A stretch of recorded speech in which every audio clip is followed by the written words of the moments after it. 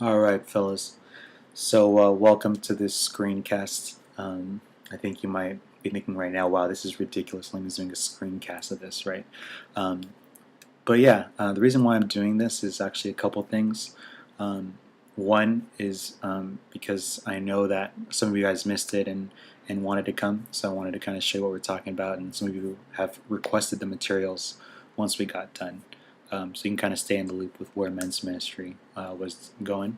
The second thing is that this meeting I felt was pretty important in the sense that it's not something that the guys talk about that much in terms of vision and mission. And two, in terms of men's ministry, I thought it was very important because it's really going to help guide us in where our group is going to go next. So I can make sure that this group is very value added for you guys and something that people are amped up about.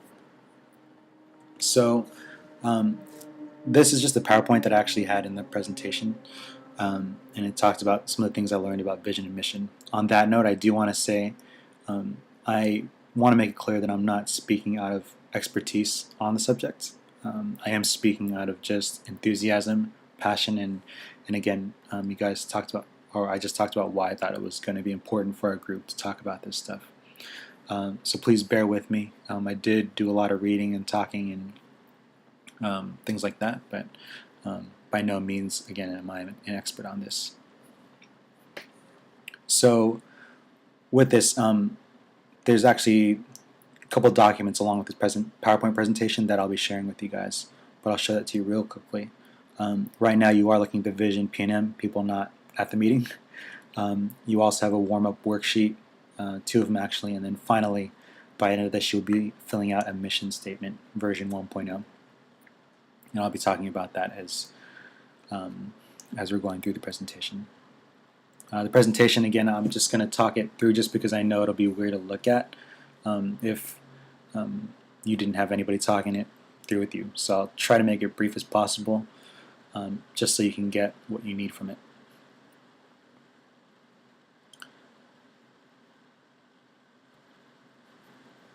So on that Saturday that we had the men's ministry, we talked about three things: what is vision and mission, why it's important, and we talked about brainstorming and getting started on creating your own mission statement. So you'll be doing that at the end of this. In the next meeting, again, we are going to be building off of what we talked about at this meeting. So we'll all hopefully really have a version 1.0. And that version 1.0 is going to give us the ability to talk together as a group and between men. So you guys can kind of really find the value of some of the guys that maybe are having the same problems or some of the things that are important to each other. You'll be able to identify that through these version 1.0s of the mission statement. We're then going to be talking about planning your future. So today is really a lot about values, and the next part is going to be more practical, right? What does your life really look like 10 years from now, 20 years, 30 years from now? And then we're going to talk about the men's ministry vision. Again, I thought this was important to talk about with the group because as leaders we did talk about where we envision men's ministry going, but I think it's really important to have you guys knowing about it and even talking about it so we can shape it together as a group. And finally, again, we'll be talking about next steps for the group and where we'd like the group to go from here. So we had a warm-up. This is where I'm going to direct you to one of your other documents.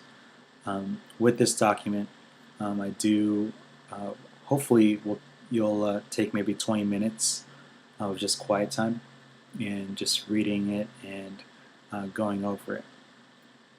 This document is really designed to hopefully open up your mind and get your brainstorming going in terms of vision. So again, I'm going to be providing this to you, and I'll just open it up here real quick just to show you.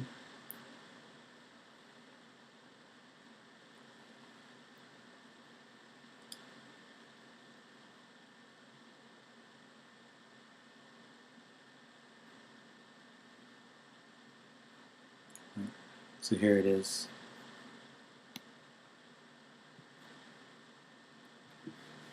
So take the time, pause the video, This document is designed for you to be able to read it and fill it out on your own without any further talking from me. So this will really get your mind working, get it going. It's pretty deep, so have fun with it. I think when I read it to the group, they were definitely thinking pretty hard, and they took it pretty seriously. So once you get back, yeah, go ahead and continue this video. Alright, so hopefully that this portion was really helpful for you. Hopefully answered some of these questions. Again, you will be using some of the answers for these to give you ideas on what you want your initial mission statement to look like. Just going back to this. This is where we just talked about some of these things as a group, so I'll continue forward. Then we talk about the definition of vision and mission. There's a lot of definitions of it. In terms of the world's definitions, I would say vision is really used at a lot of companies.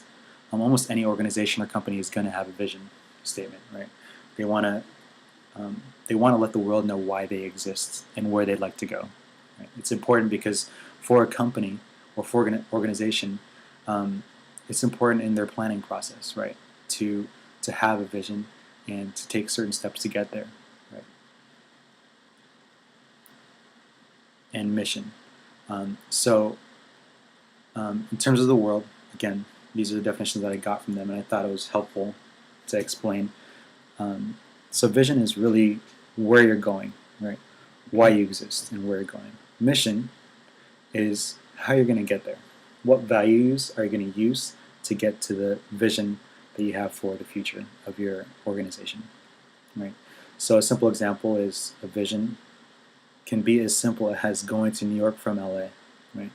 So in 1 year from now, you envision yourself or have a vision that you're at New York and you have a new job, you meet the girl of your dreams, whatever, right? That's a vision, right? It's where you're going to be at a certain point of time in the future. Your mission is how you're going to get there. So in this example, you can get there by car. You could have gotten there by airplane. You could have gotten there by teleportation. But your mission is saying, we're going to get there by car because we think it's the most effective way to do so. We also want to make sure we're only using diesel fuel because we think diesel fuel is better for the environment. Right? So it's a value that you could take. And finally, a more of a silly one, we will only eat meats on the way there. And that is because we are men eat a lot of meat, not that many vegetables, right? So again, kind of a silly example, but it kind of shows you how simple vision and mission can be. Again, vision, where you're going, mission, how you're going to get there, what values are you going to use to get to that vision. So who cares? Why is it important? Right? Well, biblically, Proverbs says, where there is no vision, the people perish, but he that keepeth the law, happy is he. Right? The underlying thing about this that I thought was helpful to know is that God says that it's important for us to have a vision. Because if we don't, it's easy for us to get lost, basically, right? Concordance for perish does say to let go, to let loose, to let alone, neglect, right? Without a vision, it's easy to get off course. It's hard to know why you exist if you don't have a vision.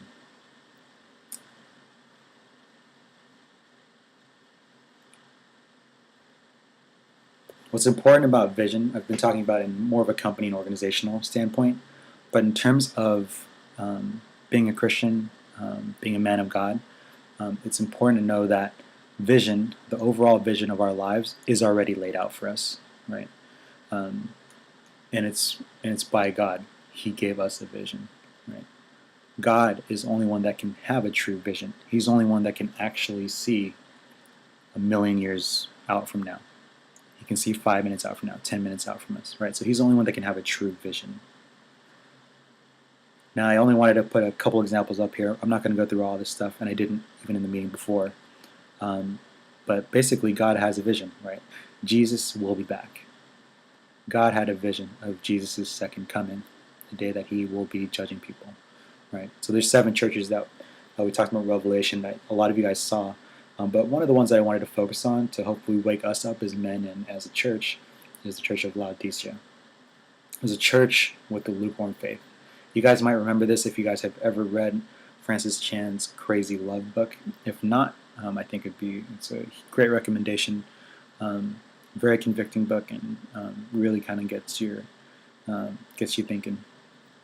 But in the lukewarm church, I'll read it real quick. I know your works, that you are neither cold nor hot. I wish you were cold or hot. So then, because you are lukewarm and neither cold nor hot, I will vomit you out of my mouth. So those are pretty harsh and convicting words. The idea of vomit coming out of God's mouth is not something that I like to think about too much. And again, I think the main thing that I really wanted to stress is the idea of being lukewarm. Right? If we go through our lives being lukewarm, it doesn't seem like God likes that too much, right? As a church and as a man. Right? And it's another reason why I think vision is super important in terms of being a man, right? Following God's vision and being on fire for it. That's a really important thing. Right? So do we want to be like this church? I think not. So yeah, we're not in Revelations yet, right? We're not there. We don't know when it's coming, and it's going to come in the night when we're not expecting it, right? But right now, I'd say there's certain signs that say, hey, we're not at Revelation stage yet, right? But we do have something for us now, right? When Jesus left, he had a vision for us, and this is our overarching vision, the reason for our existence, right? So Matthew 28:18-20.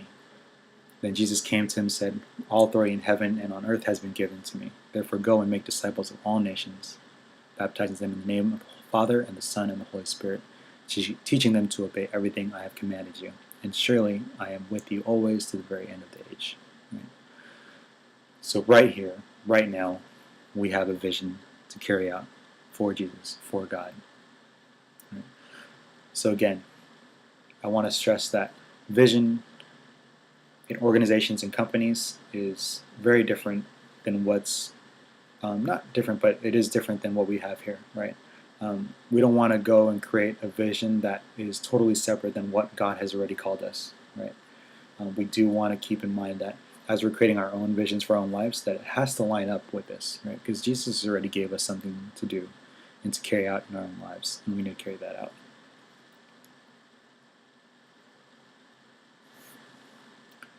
So in order to carry out his vision, in order to not be lukewarm, right, this stuff isn't going to happen on its own. Right? We need to have vision because we need to know what actions we're going to take to get there. Right? That also means we need to be proactive. Right? So there's a couple things that we talked about in this instance. Right? Being reactive is one thing, right, and being proactive is another. Right? So a couple of things that I thought were important. I read this actually from a book. It's called The 7 Essential Habits of Highly Effective People by Stephen Covey. It's a great book in terms of leadership and even just having a life where you won't have any regrets. It's kind of the idea of the book. But a couple of things that were talked about was reactive, right? So reactive people, I think we're all reactive, right? And that's what I'd say is our weaker points, right? But a couple of things in those areas is that when you are reactive, when you let things happen to you, and you don't really do anything about it, it's a problem, right? So reactive people blame others. When something happens to them, they always feel like it's out of their control, right? Or if they do react to something and it's negative, then a lot of times a reactive person will say, "Hey, it's how I'm made. It's not my fault. I was born this way." Right? Another kind of aspect of being reactive is that the behaviors that you exhibit, it talks about things like you must do this, I have to do this, I can't do this. Right?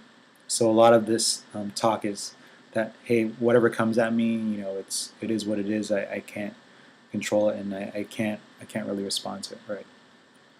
On the other hand, it's being proactive, right? So instead of blaming others, you typically will blame yourself, right? To the best of your ability, right? Because you know no matter whatever happens out there in the world, you have a choice. You have a choice to respond to whatever happens in the world. And you can take initiative to whatever situation you're in. And you can respond on your own terms. Right? So this goes into another worksheet that we talked about. So hopefully this will get you some ideas, again, towards your mission statement. And I'll pull that up real quick. It's also part of the warm-up worksheet. And it's the second page. So the first one was that funeral exercise that we did. The second one is talking about being proactive and reactive. Right.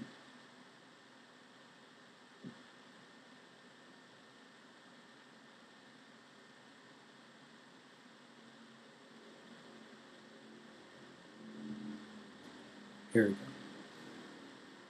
Right. This talks about what ways am I reactive. This will take just a couple minutes, hopefully. And on the same instance, I'm at my worst when, right? On the other hand, how am I currently proactive? Where can I be more proactive? And where are you at your best? Where do you feel like your strengths are? Where do you feel like you have the most control?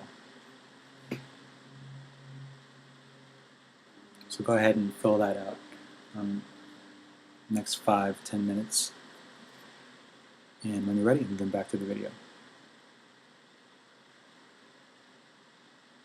Alright, we're back. Awesome. So those are the two worksheets that will hopefully give you ideas in terms of creating your first mission statement, which I still have yet to explain to you. Alright, next slide.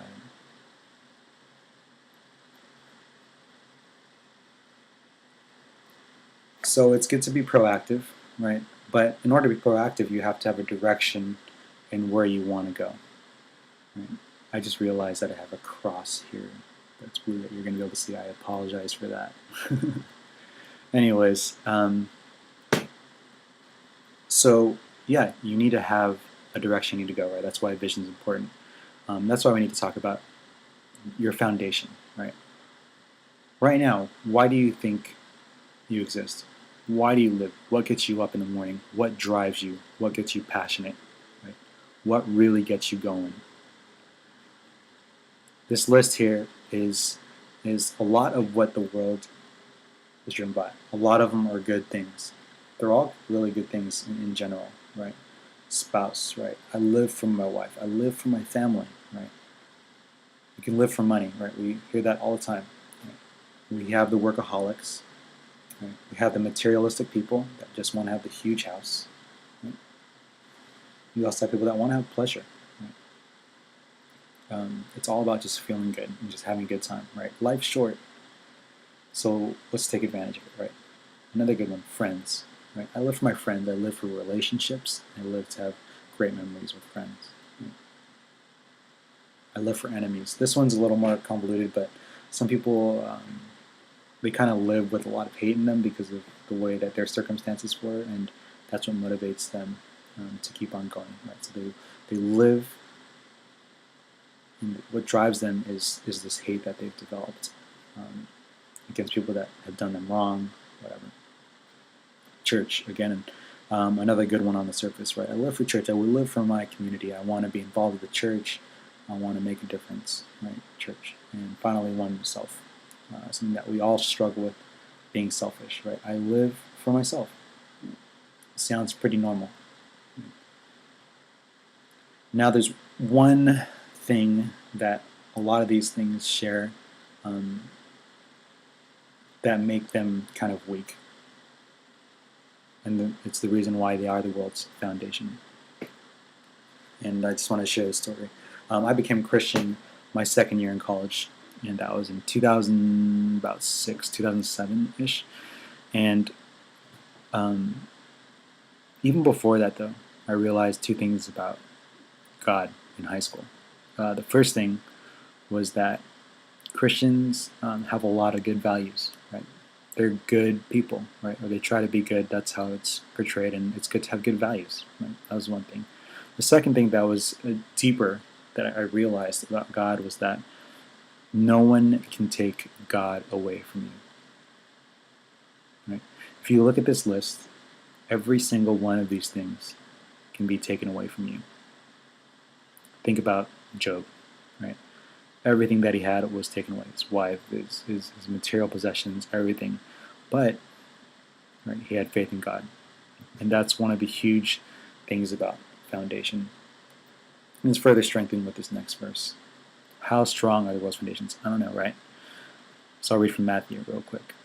Therefore, everyone who hears these words of mine and puts them into practice is like a wise man who built his house on a rock, on the rock.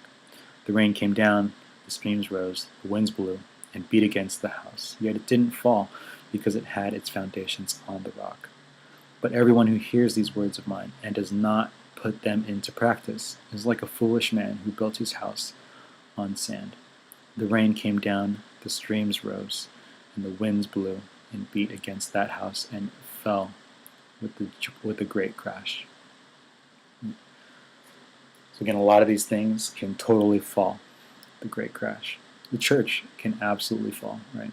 Friends, pleasure, enemies, money, work, possessions. All these things can be taken away from you in an instant.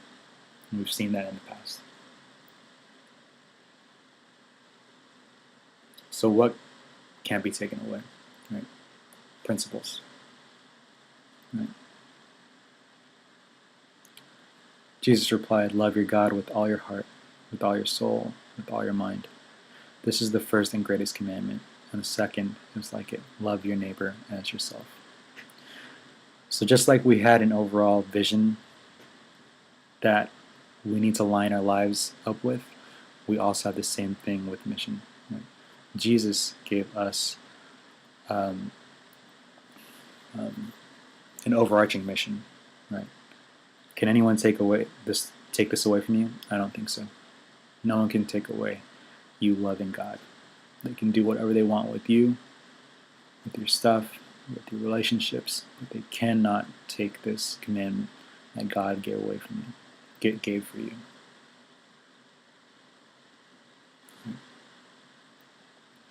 So again, a couple more paragraphs from Stephen Covey's book, 7 Essential Habits. I'll let you go ahead and read that.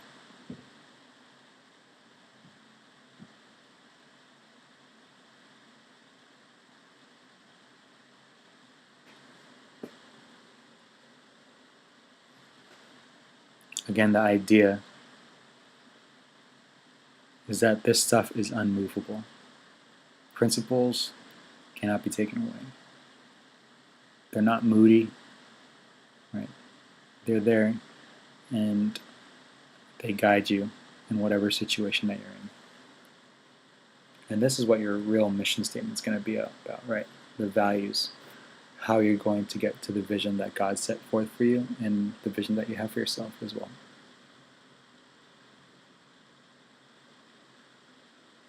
These are the areas that are in your version 1.0 mission statement. Every single one of these areas will be affected by the principles that you come up with and think about each one of these columns. Career, relationships, family, church ministry, spirituality, hobbies, and home. Right.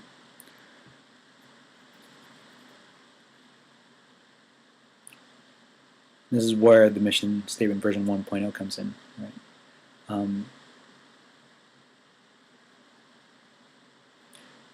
With all these areas, there are a couple things that I want to say. Right. In each one of these areas, you're going to talk about some mission, some value that you want to keep in each one of these columns, and I'll go over an example sheet in a bit. But with creating a mission statement and really developing your principles in these areas, these are not values that are just to the roof, unless that's where you are. Right? This mission statement, this set of values that you're creating for yourself to guide your life, are really designed to hold you accountable. These are not things where they're unreachable dreams. These are things that are here now, that they're alive now, that these are things that you can think about now to guide everyday decisions. Every moment you're going to be making decisions, and these are principles that you're going to be guiding your life by. Right. So it's where you're currently at. Everyone is at a different spot in their life. Some people never thought about vision, right? Wasn't so long ago where I thought about it. And everyone has different standards. And again, it's not a judgmental way. Again, everyone has a different place where they're at in their life. And this is, again, designed to incorporate the current gifts and talents that you have, and also talk about the things that you're struggling at, right? That's why I talked about, that's why we had the warm-up sheets, the funeral warm-up, right? It's how you want people to perceive you, not in a selfish way, but in a way that you're being a light in the world for God, right? In the way that when you see God, and you go to heaven, it says, Lehman, job well done, right? You were a good and faithful servant, right? It's that kind of that feeling, right? But everyone has a different spot they're at, but it's making that effort towards getting to God's vision. So when you get to heaven, you don't have regrets, right? It's also important that you don't set these goals too ridiculously high, because part of creating this mission statement is really getting a couple people that you really trust and know, and sharing this with them. One, to hopefully push them to develop one of their own, and also to hold you accountable to things that you said that are your bare minimum, right? This is what I'm going to be about now. This is who I think I am now, and this is what I want to be held accountable to. So finally, we have an example. So this is a sample one. Again, these are just examples. Don't take them. Wow, I need to copy these. But hopefully, it'll give you a better idea of some. So I'll read one. Right, family. My partner is the most important person in my life. Together, we will contribute the fruits of harmony, industry, charity, and thrift. I will help my children experience progressively greater joy in their lives. Right? Again, nothing crazy out of the ordinary, but things that you do want your life to line up with as you're going through that daily grind. Right? For me, for family, for example, is it's kind of high, but I felt like it had to be for me in this area. So mine was I want to treat my wife like she's the queen and I'm a servant. Right? It sounds insane, but I seriously told myself that even before I met Carol. The next person I met was I'm going to treat her like a queen, because the girls that I had before, I didn't treat them like a queen. I treated them like leftovers. Right? So it was something that was really important to me. Again, very unique and different. Right? The other half of this is that I am the king of the household, in the sense that I have full responsibility over it. So if something messes up or something doesn't go right, I will take the full responsibility, as a king takes full responsibility of his kingdom. Right? So again, really important for me, just unique to me, right? Based on the experiences that I had. So that's just one example, right? And then you could read the examples of other ones. I'm also going to kind of refer you to a site that's also good in a little bit. But again, this is stuff that you want to take your time on, because again, it's this sheet is something that once we get to our next meeting, I love people to have their version 1 done, so I can get it, I can blow it up and print it for everybody, right? So it's something that you can put on your wall. And again, when you're going through the daily grind, and you're going through all these decisions you have to make, you line up your problem, a decision you have to make, and you bring up the sheet and you line it up. And it will help you make decisions, right? And it's also something that you should pretty much memorize in your own life, because again, you're going to be hit with tons of stuff every day, right? And this is what's going to help you as a tool to help you make decisions, right? So when you're in the heat of the moment, you can think about, hey, this is what I'm about, and this is a decision I'm making because this is what I am about. That's what the sheet's all about. Again, I have the overarching theme of Matthew, right? Love your God with all your heart, your soul, your strength. Love your neighbor as yourself, because that is our overarching mission. And finally, on the bottom, you want to talk about who is going to hold you accountable to these things. Right? This is kind of a way where you can hold each other accountable, right? Because you're kind of going through all these avenues of life, and you can say, hey, I'm struggling in this area. Hey, I'm struggling in this area. Hey, I know that I said this about myself, but honestly, it's tough right now. I don't know what I'm doing. How am I gonna get it out? Right? So it's a way to create conversations with your accountability partners as well. And then finally, with the group, this is the sheet that's really going to help us dive into certain areas.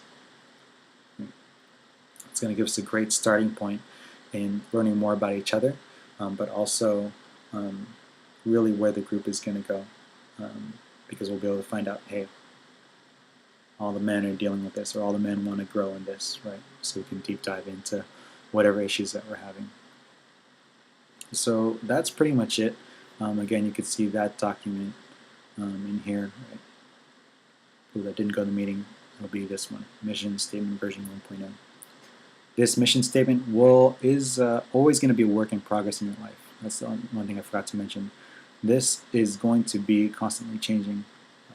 Not in the sense that, hey, this is too hard, I'm taking it out. But as you go through life, your mission is going to change and hopefully evolve with you. Right? The reason why I said it's about where you're at is because if you put something here, and these are things you want to hold yourself accountable to, you do gradually want to increase your standards of where you want to be, right? Hopefully you're not dealing with the same exact issues for everything when you're 50, right? Hopefully these things are changing, you're developing and growing in your family and how you think about your career and how you think about your relationships, church ministry, your hobbies, and home. So hopefully that was helpful for you. This took 31 minutes, so I do apologize for that, but I really hope that this is something that can really spearhead and be a springboard into where our group is to come. And if you have any questions, obviously give me a call or send me an email. So other than that,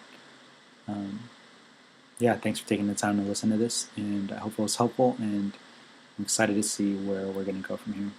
See you.